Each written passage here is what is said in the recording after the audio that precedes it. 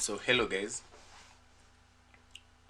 welcome back. Today we're going to be looking at some games that were played at the league this the past match week, or the match day, whatever you want to call it. But it was I think 2 weeks ago, and the league started I think later than usual. But again, very well expected, very well prepared, and everything. The venue was a little bit okay. Still prefer KCB because of the distance, but then again, nothing too bad to say about it. So there's been some new additions into some of the teams and some very exciting transfers. And if you want to know about who went where and what, you can stick around until the end of the video. I'm going to be discussing some of the exciting transfers in and out of the teams. But then again, this was Raphael Muthenya versus James Panchol, and it might look like Jquat versus Equity, but then again, there's been some exciting transfers. Panchol is playing for Marvin's first boat this season, and they have a very exciting team. So let's just dive straight into the game and look at it, because this game again, I think both of them were pulling their punches at some points, and particularly I think Panchol didn't want to calculate some of the lines, some of the critical lines. I think they'd already won the match, because it's a 5 board match in Kenya, 5 board league.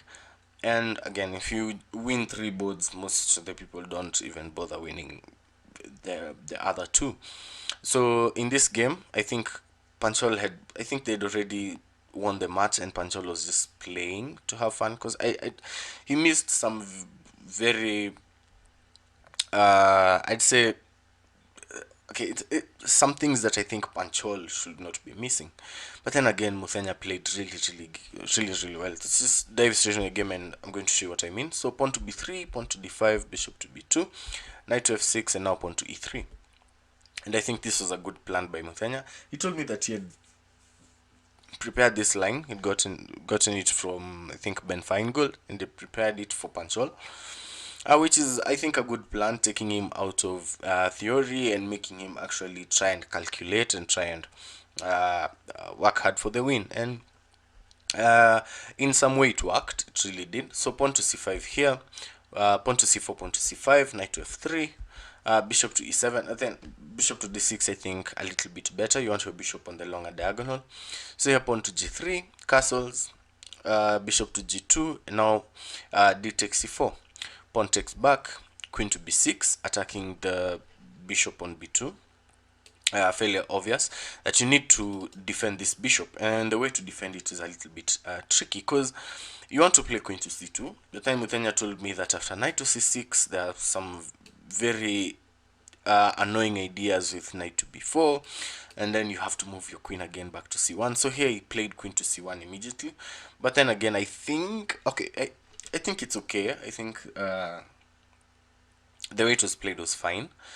But then probably maybe starting with queen to c2, then after knight to c6, playing pawn to e3, I think is just fine. Pawn to e3 now, then I mean at that time, will be just fine when the knight is on c6, because then you're stopping the knight from jumping into b4, and if the knight has to go to a5 to put more pressure on c4, you can now play another move, maybe pawn to d3, defend the pawn, and you're going to see the difference in just a minute. So knight to c6 was played, pawn to a3 was played, again stopping the knight from jumping into a4, but then again knight to from jumping to b4, but then knight to a5, now jumping into b3, and you have to waste another move with queen to c2.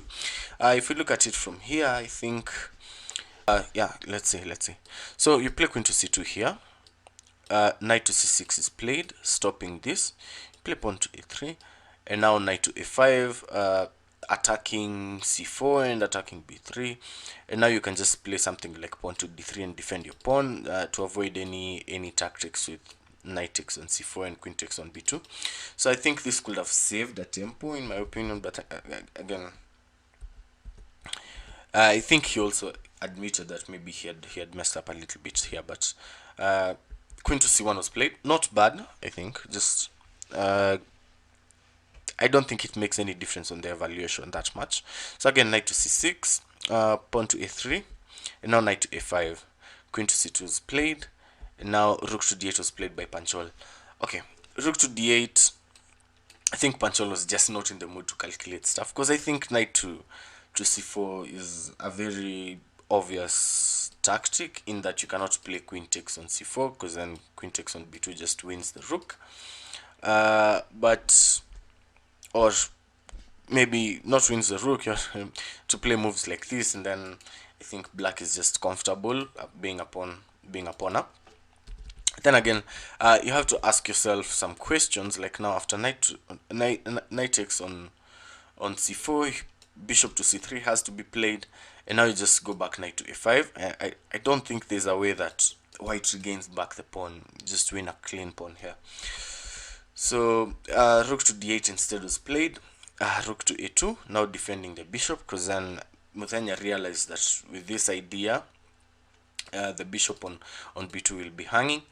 And now here just Panchol played queen to a6, very powerful move, puts more pressure on this pawn, and after you defend it, as was played in the game, pawn to b5 comes in, and this is a very, very good move, just attacking the center, trying to chip away at white's pawn center, and also giving the bishop some very nice development squares.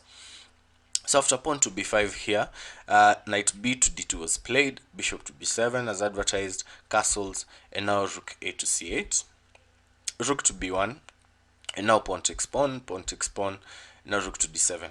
Here again, I don't know, maybe there's some other moves. The engine line gave me the other rook to c7.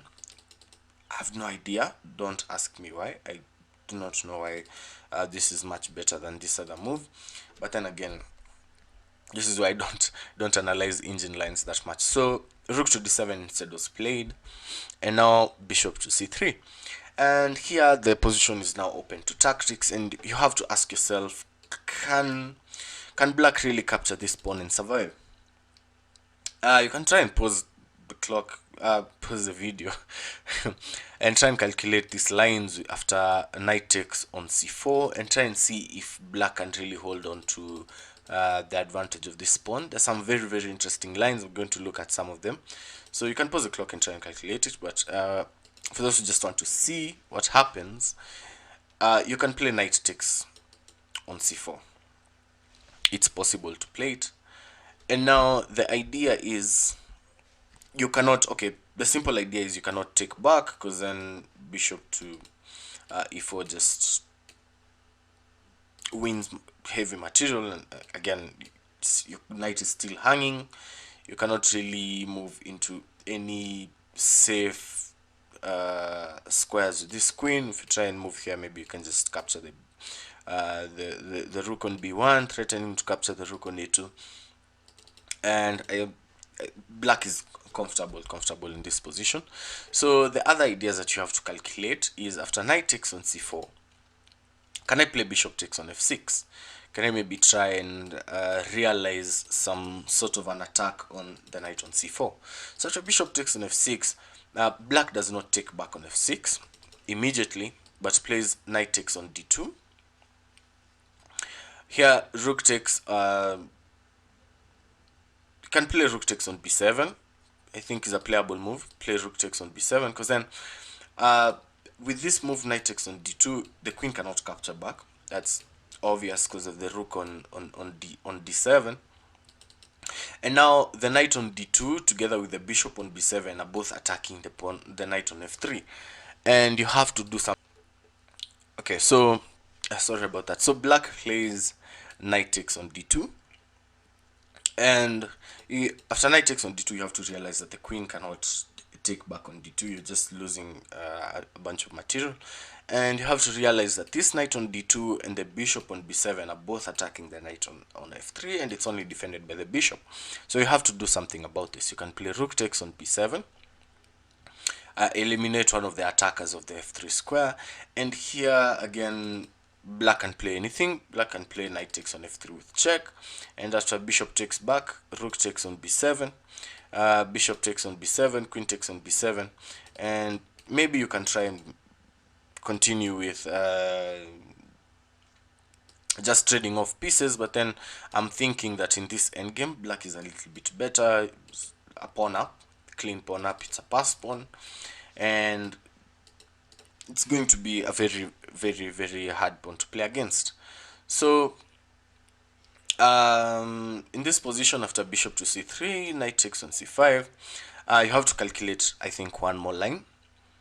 And we've calculated bishop takes on f6, we've calculated knight takes on c4, and we've seen that both of them don't work. Here you can maybe try and start with rook takes on b7, which is also playable. Knight takes on d2, rook takes on d7, knight takes on f3 with check, bishop takes back on f3, knight takes on d7, and continue with this position. Black is a little bit better, I think, because again of the pass pawn, of the pawn advantage, but then the position is, I don't know, a little bit, I think, more playable than how it looks in the other variations. So here, after bishop to c3, I think Panchol was not interested in calculating that deep and calculating all those lines. So here he just played bishop takes on f3. Knight takes back on f3 was played, and now knight to c6 by Panchol. Yeah, I think after this variation, after this exchange of the bishop on f3, the bishop and the knight on f3, you can no longer play knight takes on c4 because all those tactics don't work. Play here, you're the one who's now in trouble, because then bishop again to f1, pinning this knight to the queen. The queen can decide to move. Don't know where you're moving to. Maybe move to c6, try and attack the knight on f3. But then here you can play anything. You can even play bishop to e2, just defend the knight, maintain the attack on the other knight on c4, and this knight has to move. Doesn't have all those pretty squares to move. If you go back to c6, there is even knight to e5. At the very least, there's something like maybe bishop to b5, attacking all of those pieces. So again, not playing knight takes on c4 earlier, Panchol was just letting go of all his advantage. So here knight to c6 instead was played. Knight to e5 by Raphael Muthenya, knight takes, bishop takes, and now the rooks got doubled on the d file. Rook to b8. Again, here I think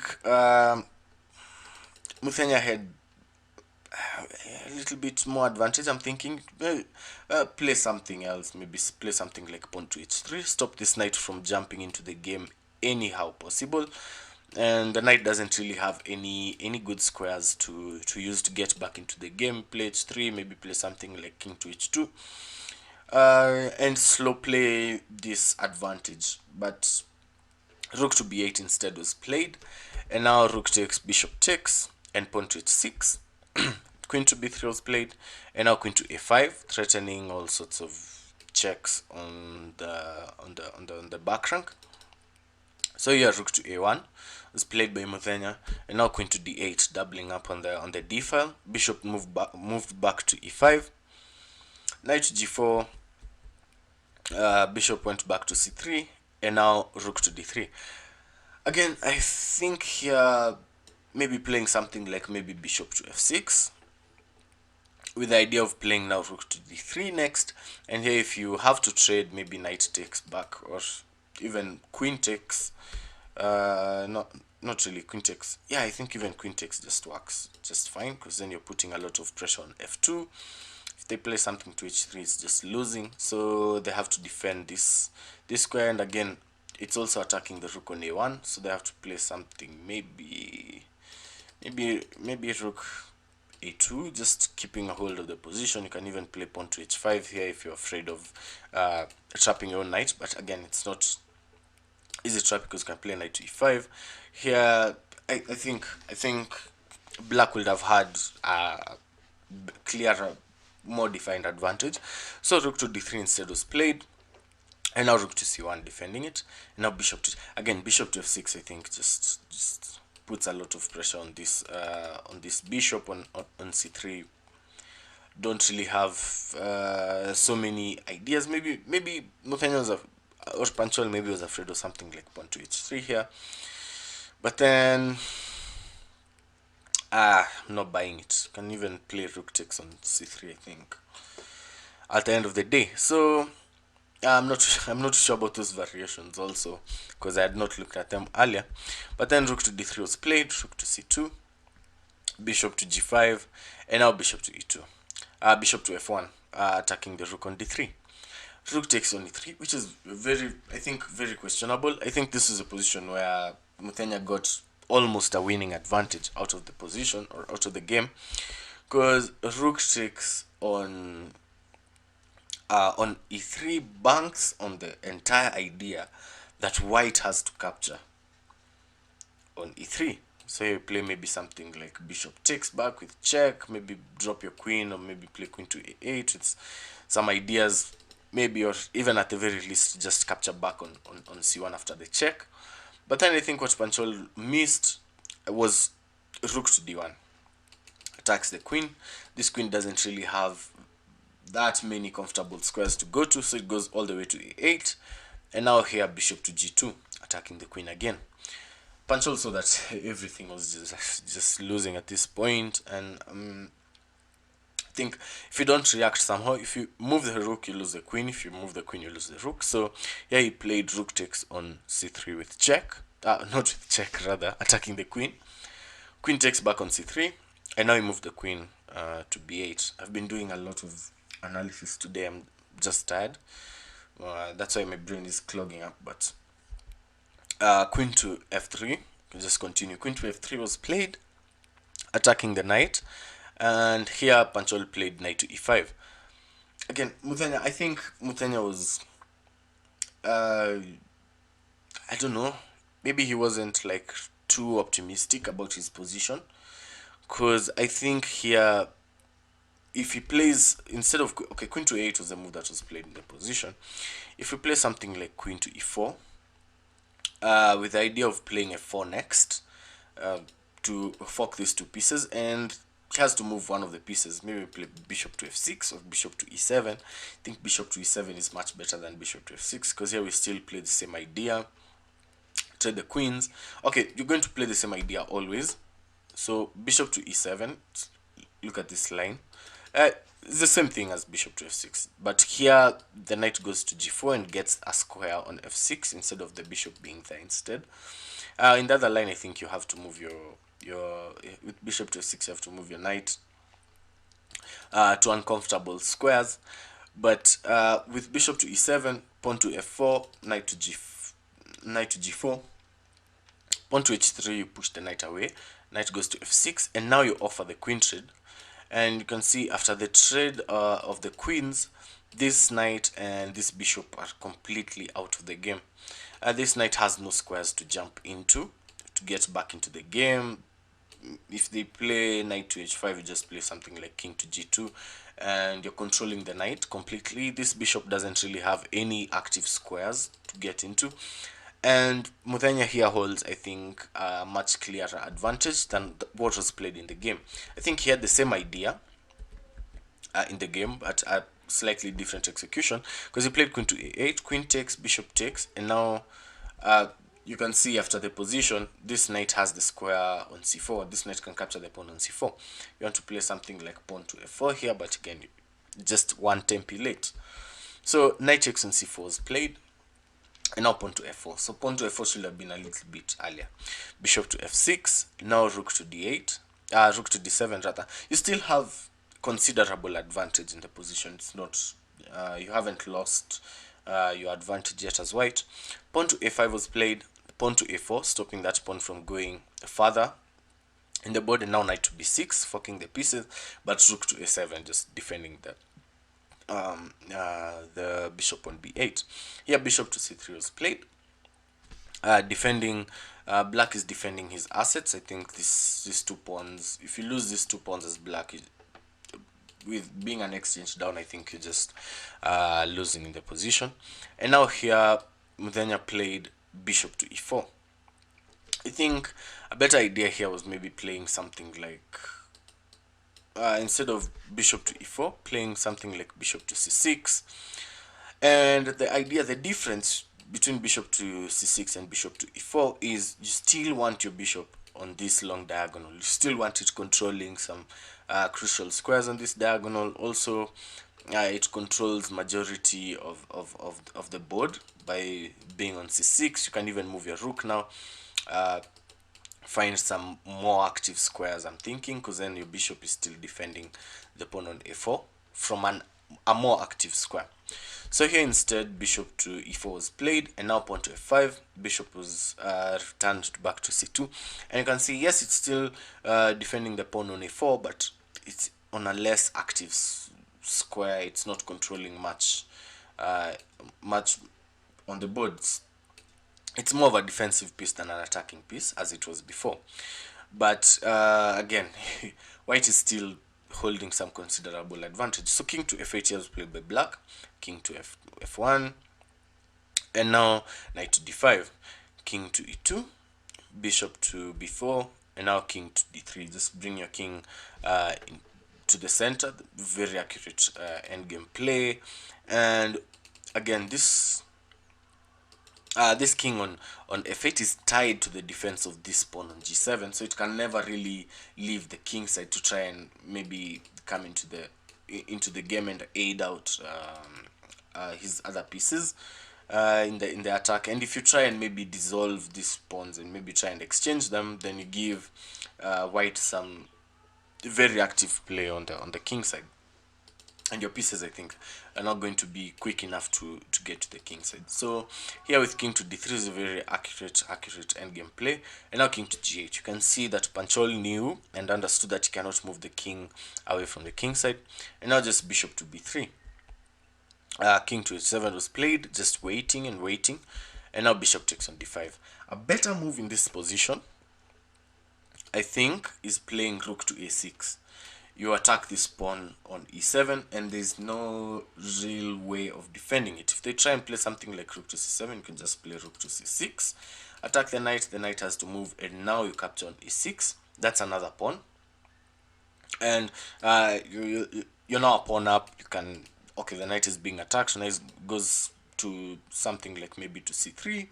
You can even play rook to e5, attack this pawn. If they play something like this, you can even play this check, push the king to h8, and now you have to important you have to move your rook out of the way to avoid some nasty discoveries with pawn to c4.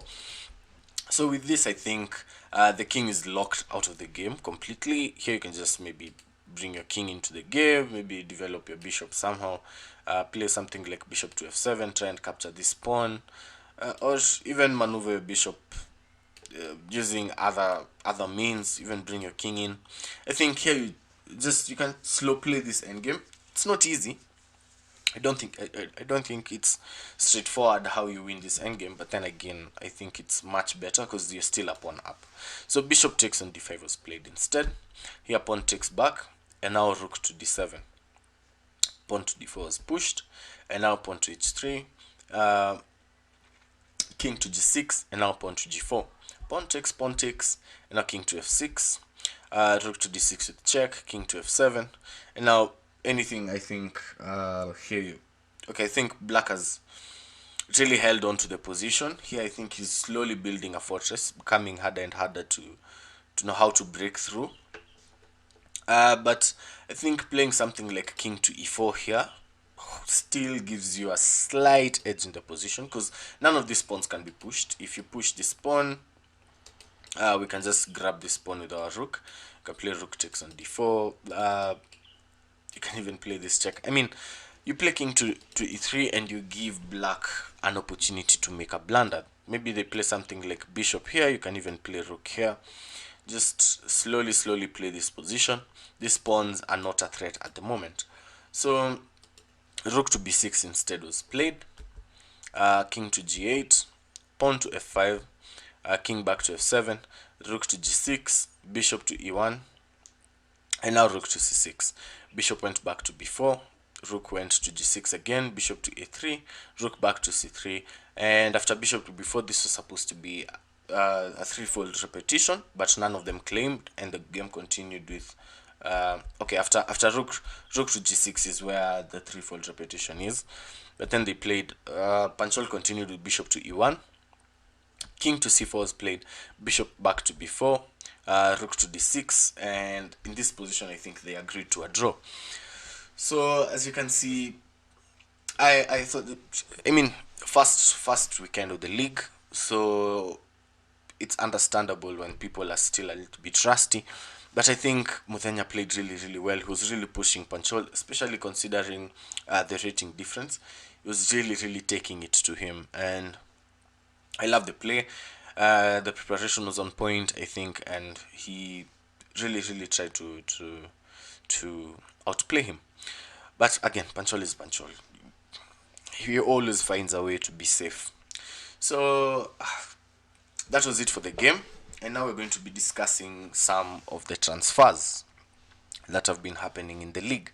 So the notable one, or the one that we've just talked about, is Panchol coming to Marvin's Chess Club, and I think it was an exchange transfer because Kyle Cooker, a very exciting kid, wonder kid, I think, in my opinion. If I was asked, I keep on saying this, but I think Kyle is going to be better than all the other juniors.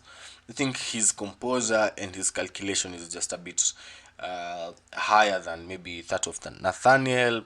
I think I'm not too sure about Rashid, but again, I think Kyle is very exciting player to watch.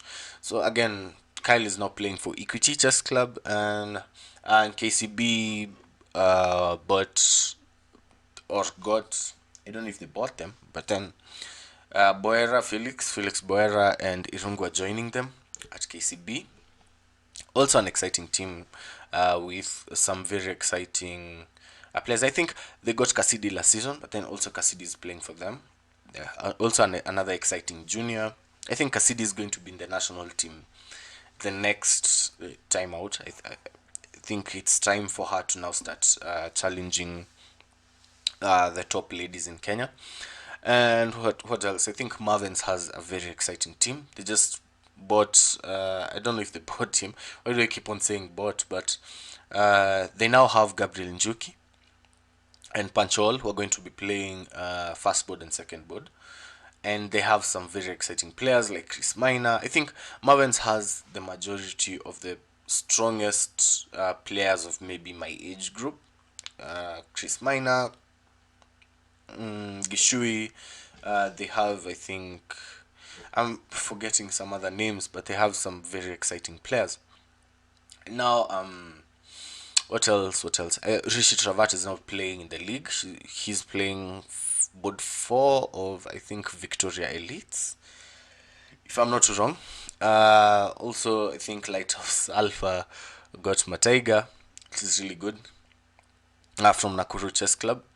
And yeah, so those are some of the exciting transfers that have happened this season, and the players that I'll be watching, the players who look like they're going to perform really well. Okay, one of them is Ian Mutuge. He's on the Olympia team, on the Chess Olympia team, and I think he's going to be really exciting this season because Strathmore was playing in the Super League last season and they qualified to play in the Premier League. They got promoted, and now Mutuge is playing fast board for Strathmore. The rest of the team isn't that strong. If I was asked, I mean, it's strong, but again, if you compare it to some of the teams like Marvin's and some of those teams, it's not a very powerful team. But again, Mutuge is still playing fast board, and it's going to be really exciting when he plays KCBs, the Equities, the Marvins, the Nacha, which Nacha, just to mention, is also a very strong team. I think it finished third last season, if I'm not too wrong, and this season they look really exciting. I think not they beat KCB in the opening day of the league, and I don't think Nacha should be considered as underdogs anymore when it comes to the fight of the National Chess League. I think they should be talked about as favorites also, the same way people talk about Equity and KCB and all of that. So some very exciting teams. I'm usually very excited about chess in general, and the league is even much more exciting to me. But yeah, some interesting times. I think some interesting teams. I don't know if I've missed